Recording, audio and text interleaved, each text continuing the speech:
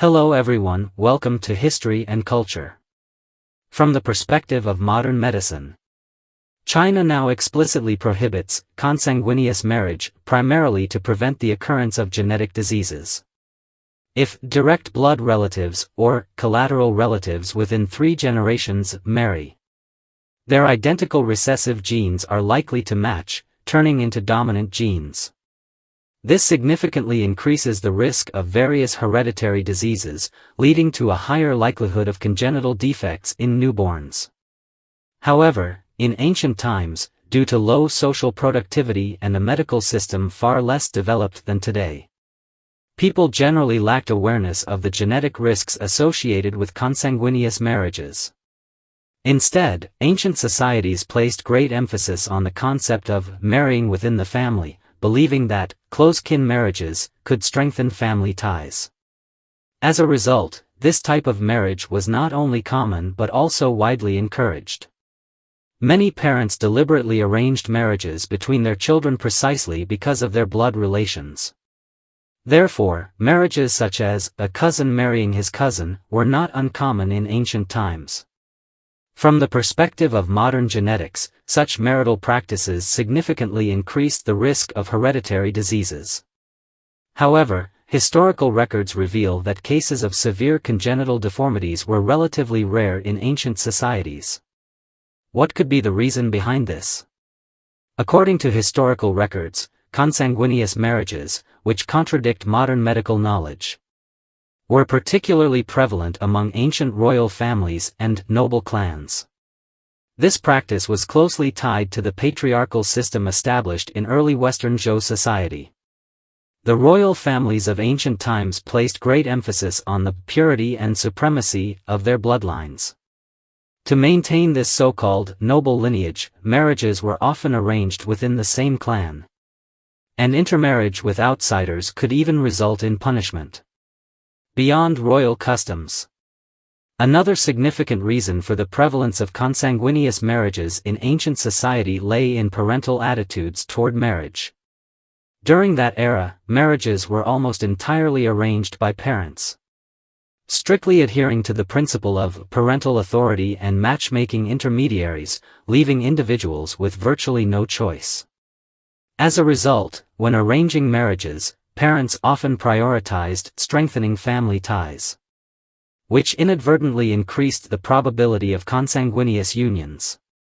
For royal families, marriage was not merely a matter of personal affection but also a tool for maintaining political balance within the court, carrying strong political implications. To consolidate internal family relations, marriages between royal family members became a common practice. For example, emperors and princes were often uncle and nephew, yet to secure their political interests, their children were frequently arranged to marry each other. From a modern medical standpoint, such unions fall under consanguineous marriage, since their offspring would be first cousins. This phenomenon was not only a reality in ancient times but also appeared in literary works. For instance, in Dream of the Red Chamber, the love story between Jia Baoyu and Lin Daiyu serves as one of the novel's central tragedies and remains an unresolved sorrow in the hearts of many readers. Initially, their deep affection for each other was well received within the Jia household, with even grandmother Jia and Wang Shifeng supporting their relationship. However, as the Jia family's fortunes declined, Jia Baoyu ultimately married Shui Baochai, while Lin Daiyu, heartbroken, passed away in grief. From the novel's narrative, this is a tragedy of fate. However, from the perspective of genetics and modern medicine, the marriage between Jia Baoyu and Lin Daiyu would have posed serious concerns. Jia Baoyu was the son of Jia Zheng, while Lin Daiyu was the daughter of Jia Min. Jia Zheng and Jia Min were biological siblings, both being children of grandmother Jia.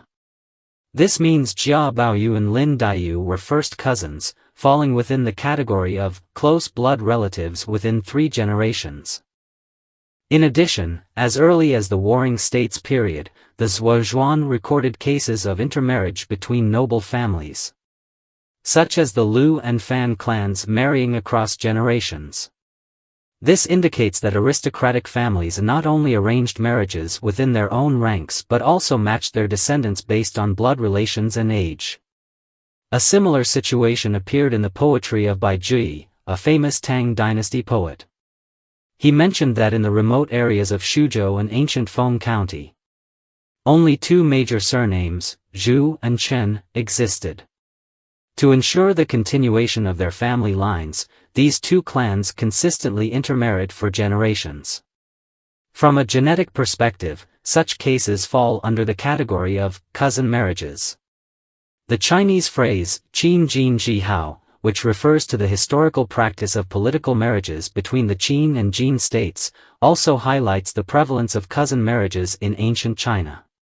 Even today, this idiom is still used when discussing marriage alliances, further demonstrating its historical roots in consanguineous unions. One well-known example is Su Sun, one of the famous three Sus of the Song dynasty. His daughter married her cousin, a typical case of cousin marriage. This suggests that during that era, such marital arrangements were not only accepted but even widely endorsed. In folk traditions, various proverbs reflected this social norm, such as aunt's daughter, call across the river, uncle's daughter, marry at a glance. Uncle's daughter, call across the river, aunt's daughter, marry with ease. These sayings illustrate the widespread practice of cousin marriages despite close familial ties.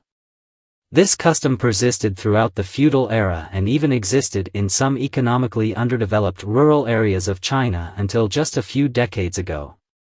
However, in more open and developed rural regions, this practice gradually declined.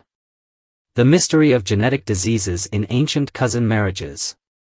One puzzling phenomenon is that, based on modern genetic knowledge, the high prevalence of cousin marriages should have led to widespread hereditary diseases and poor offspring health. However, historical records and poetry suggest that these long-standing intermarrying families continued to thrive, with no apparent signs of genetic decline. Why did this happen? According to historians, although ancient people lacked modern medical knowledge, rulers were able to observe issues arising from close kin marriages and imposed legal restrictions. As early as the northern and southern dynasties, there were explicit laws prohibiting men from taking concubines who shared their mother's surname. This marked one of the earliest legal restrictions on cousin marriages.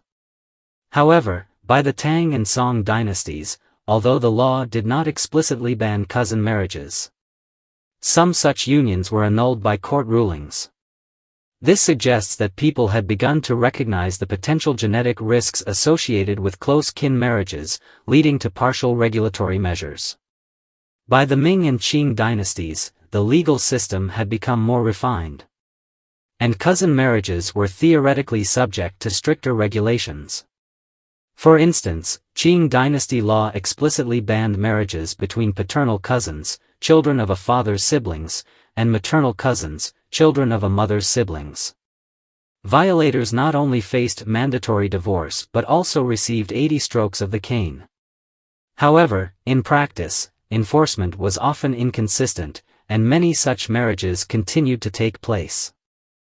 The reason lies in the fact that the rulers of the Qing dynasty were Manchu nobility, who strictly adhered to the 8 banners system, emphasizing the purity of bloodline. To maintain both the internal lineage of the Manchu people and their political interests, they could only marry within the Manchu aristocracy, severely limiting their choice of marriage partners. Given the considerations of social status and royal interests, cousin marriages became an unavoidable option. For example, Emperor Guangxu was arranged by Empress Dowager Cixi to marry his own cousin. Under such a societal structure, even if congenital disabilities occurred, records of such cases were extremely rare. The second reason, the lack of historical records. It is well known that cousin marriages were particularly common during the Ming and Qing dynasties, especially among the Qing royal family. However, for the imperial household, saving face was of utmost importance. Even if cousin marriages led to the birth of children with deformities, court historians would not document such cases. as they were considered a family disgrace that had to be strictly concealed. Similarly, if commoners had children with congenital disabilities, their existence was never recorded in official historical accounts. Therefore, the apparent absence of birth defects in historical records is merely an artificially created illusion. The third reason, parental selection and natural elimination. In ancient times, it was common for men to have multiple wives and concubines, resulting in a large number of offspring. Even in cousin marriages, some healthy children would be born. However, infants born with severe deformities or genetic disorders often died shortly after birth or were abandoned by their parents. As a result, the children who survived and were seen by society were primarily those who were physically healthy. In a way, this functioned as a natural elimination mechanism. Conclusion: a false sense of genetic avoidance. Thus, although it may seem that ancient societies found ways to avoid the genetic risks associated with cousin marriages, this was merely self-deception. The actual birth rate of children with congenital disabilities did not decrease. Instead, it was concealed by historical documentation, societal realities, and parental selection.